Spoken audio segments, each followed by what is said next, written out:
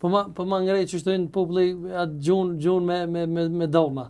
Edi Rama, mendon që ka bën mjaft për kredet e ushtrisë shqiptare në Hauk? Unë nuk di të ketë bërë ndonjë gjë. Po këto deklarime nuk janë asgjë po? Cila deklarata? Po që thonë kundër gjykatës të Haukës. Ato s'janë deklarata, ato i bën çdo qytetar i Republikës së Shqipërisë. Edi Rama është kryeministri i Republikës së Shqipërisë. Republika e Shqipërisë ka institucione.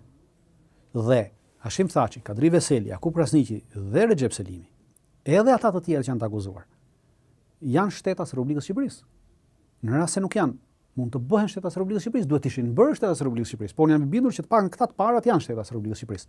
Dhe Republika e Shqipërisë, kur ti ke ndaluar shtetasit e vet, atëherë Republika e Shqipërisë ka një zyrë avokatie të popullit, ka një zyrë avokatie shtetërore dhe duhet të angazhonte menjëherë këto zyrë avokatie për të drejtat e këtyre, për akuzat që janë bërë, për të drejtat njerëzore që janë shkelur. Nuk i ka aktivizuar? As pak, shteti shqiptar s'ka aktivizuar atë, pra duhet të aktivizojë institucionalisht shteti shqiptar. Pse po domethënë që Edi Rama nuk i gëzohet lirimit tash më thoshit?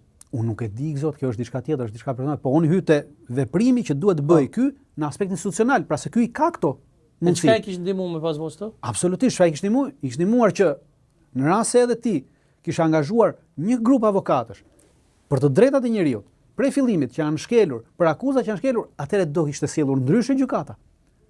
Nuk do kishte shkelur këto drejta njeriut që ua ka shkelur. Që kur e ka ndaluar marrëdhëniet me familjen, që ka ndaluar telefonat me familjen, pra këto janë shkelje drejtat njeriut. Shkelje pra, tronat. Ti ja ke pikërisht ja ke shkelur, po ky është edhe shtetasim, dhe si shtetasim ti s'mund ta bësh këtë. Dhe pse s'mund, do thoshin këta se po kjo gjykata s'pyet, jo kjo gjykata pyet, sepse problemi është që këto po ndodhin në një burg në Holland, dhe ti këtë ja kërkon Hollandës. Pra ti, sepse burgu është i Hollandës. Dhe këto drejta atyre po i shkelen në këtë burg të Hollandës, dhe burgu është i Kosovës, dhe i kërkon shtetit Hollandës që të drejtat e qytetarëve të mi në këtë burg të mos shkelen. Vërtet. Pra nuk ka bërë asgjë shteti shqiptar në këtë aspekt. Si shtet, si individ, deklaratat nuk rën pesh sepse ti je kryeministër. Unë mund të bëj 700 deklarata, unë s'kam asgjë në dorë, vetëm deklarata bëj. Dhe ti mund të thuash, shi sa mirë foli Dritani. Dakor, po kaq ka Dritani në dorë. Absolutisht. Kurse ai ka më shumë se Dritani, po, se ka një shtet, po ai s'e ka shfrytzuar këtë. Pra në këtë moment ai s'ka bërë asgjë. Pra në rast se ti krahason fuqinë e kryeministrit me fuqinë e një qytetari, atëherë që këtu jemi gabim, s'mund i vësh shumë gabim. Peshore. Si jemi njësoj. Absolutisht. Edhe me fuqinë e një gazetari, se gazetari është me fol.